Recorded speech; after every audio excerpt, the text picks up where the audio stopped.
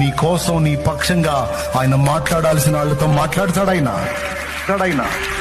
చేయాల్సిన విధంగా కార్యాలు చేస్తాడాయన. ఏం కంగారు పడాల్సిన అవసరంలా, నువ్వేం గందరగోళం అవ్వాల్సిన అవసరంలా. ఎవరితో మాట్లాడితే నీకు మేలు కలిగిద్దో, ఎవరితో మాట్లాడితే కార్యాలు జరుగుతాయో మాట్లాడాల్సిన వాళ్లతో ఆయనే మాట్లాడుతాడు.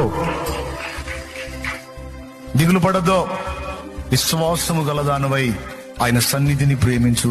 విశ్వాసము గలవాడవై ఆయన సన్నిధికి చేరి నీ బాధ, గోడు, వేదన అంతా చెప్పు.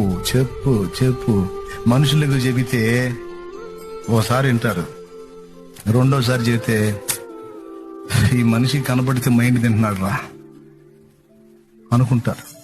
10 మంది దగ్గరికి వెళ్ళి నీ బాధ 10 సార్లు 10 మందికి చెప్పుకునే కంటే ఆ 10 సార్లు ఒక్క దేవుడు, నీ ప్రభు అయిన యేసు దగ్గరికి వెళ్ళి చెప్పుకో 10 సార్లు. Download ShareChat.